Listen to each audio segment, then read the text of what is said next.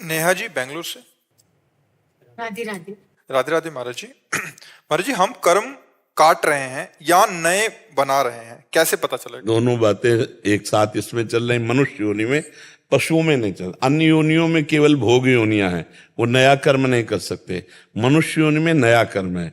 तो जो हमारे प्रारब्ध कर्म है, वो जैसे हम शुभ करना चाहते हैं, तुम्हारे अंदर अशुभ प्रवृत्तियां आकर जबरदस्ती हमसे अशुभ, तो हमारा गंदा प्रारब्ध है। और हम बड़े गंदे विचार के हैं, लेकिन हमको सत्संग मिल गया, हमको भगवत मार्ग मिल रहा है, हमको धाम आने को मिल रहा है। ये हमारा पूर्व का पुण्य बड़ा जोर कस रहा है और हमको सतमार्ग की तरफ ले जा रहा है। तो हमें ये देखना है कि जो हम चिंतन करके विषय भोगों का संकल्प बनाते हैं, वो हमारा नया कर्म होता है। जो हम शास्त्र के अनुसार चिंतन करके आज से मैं करूंगा, मैं ऐसा चाहता हूं, मैं ऐसा पाना चाहता हूं, मैं ऐसा सोच रहा हूं, ये सब नवीन कर्म है। लेकिन जिसे हम सोच भी नहीं पाते हो जाता है, शुभ या अशुभ, उसे प्रारब्ध होता है। जैसे आपका उद्देश्य बना, हम वृंदावन आ रहे हैं, अचानक रास्ते में गाड़ी खराब हो गई, एक्सीडेंट हो गया, कोई खतरा हो गया, कुछ यहाँ लुट पिट गया, ऐसा होता है। अब ये प्रारब्ध हो गए। आपकी इच्छा तो नहीं थी, आप तो वृंदावन आ रहे थे धर्म कार्य के लिए, लेकिन बुरे प्रारब्ध ने बाधा पहुंचा दी। अब जैसे आप किसी बुरा संकल्प पे स्थित हैं, कोई ऐसा सद विचार आ जाता है, सद शास्त्र के वाक्य आ जाते हैं, कोई संत महात्मा मिल जाते हैं, हमारा विचार खत्म हो जाता है, ये हमारा शुभ प्रारब्ध हो गया, वो हमारा अशुभ प्रारब्ध हो गया। और जो हम विचार करके करते हैं संकल्प विकल्प सहित, वो नवीन कर्म होता है कि आज से सुना हमको ऐसा करना चाहिए, ऐसा करना चाहिए, ऐसा करना चाहिए, शुभ या अशुभ। जैसे हमारे अंदर विचार आया कि हमको अमुक भोग भोगना चाहिए, अब वो पाप का कर्म है, लेकिन हमारे विचार में निश्चय हो गया, तो ये नवीन कर्म हुआ।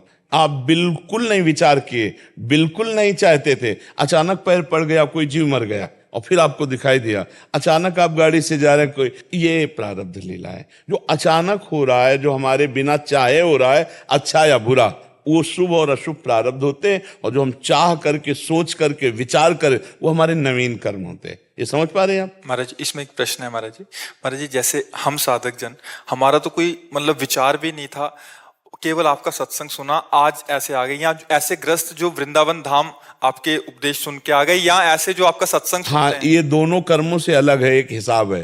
प्रारब्ध जो शुभ अशुभ कर्म, नवीन जो शुभ अशुभ कर्म, इन दोनों से एक अलग है कृपा। महाराज, हमें तो पता भी नहीं था। हाँ। चूंकि ये केवल कर्म संबंधी बात पूछी, इसलिए कृपा शब्द का उच्चारण नहीं किया।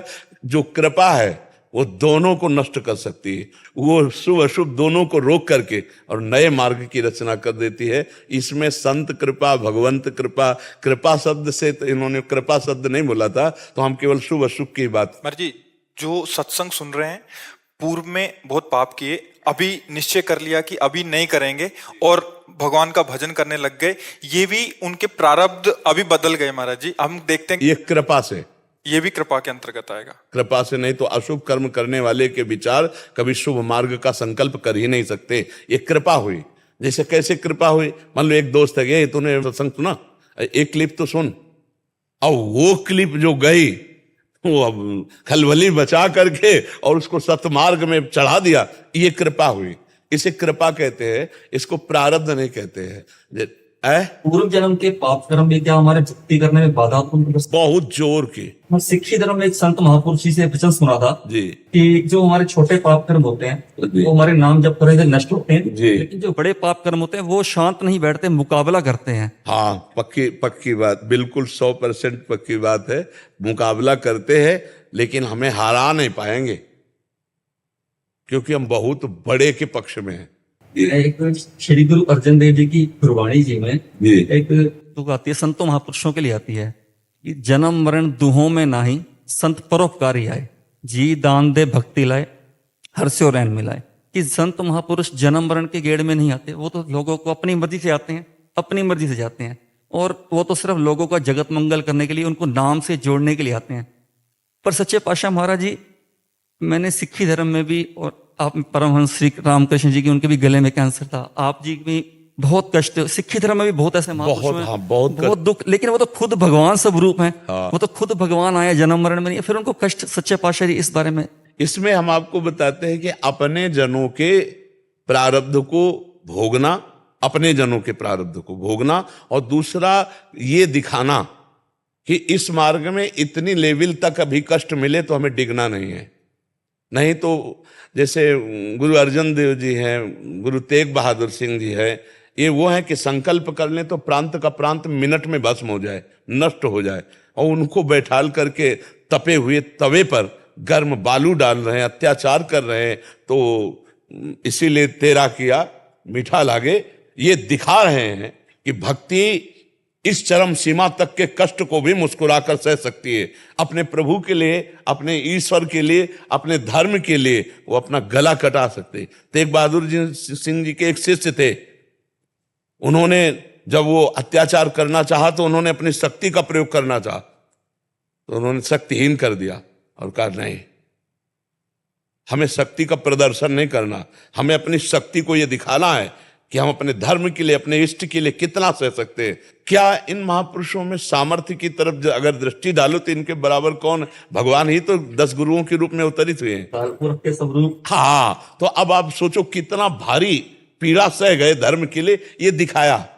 जब हम इन महापुरुषों का चरित्र पढ़ते हैं तो अपनी भक्ति क्या लगती है? ऐसे जीरा लगती नहीं। जैसे कहा जाता है ना, ऊंट जब पहाड़ के नीचे जाता है तो उसको अपनी ही लंबाई का अहंकार नष्ट हो जाता है। तो जब इन महापुरुषों की भक्ति का चरित्र, तो हमें एक गर्व होता है कि किस सीमा तक महापुरुष भगवान के लिए, धर्म के लिए सह गए, हम क्या सह रहे हैं। तो हमें उत्साह बढ़ता है सहने का। अगर ये न सहे होते ना तो शिकायत हो जाती प्रभु से।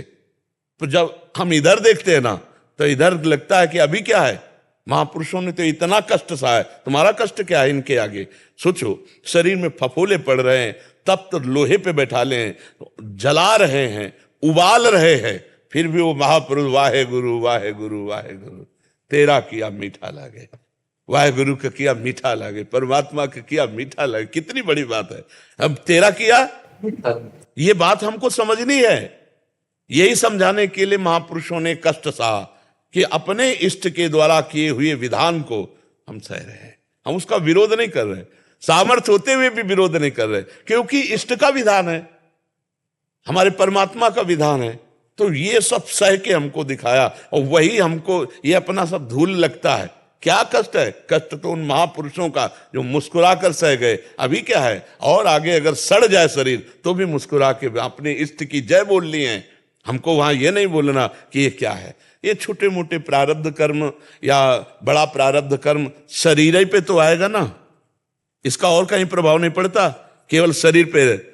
और साधु जो होता है शरीर में रहते हुए भी शरीर में नहीं रहता, खाते पीते चलते उठते बैठते हुए भी वो कुछ नहीं करता। अब ये कोई समझ पाए तो समझ पाए। जो स्थिति है वो या अमोघ स्थिति है, उसी स्थिति से महापुरुष बात करते हैं। हम लोग शरीर को देखते हैं, वो शरीर से बड़े ऊपर होते हैं। जैसे यहाँ आग लगी हो, कोई छत में खड़ा है और मुस्कुरा के बात कर रहा है, ऐसे महापुरुष जन होते हैं।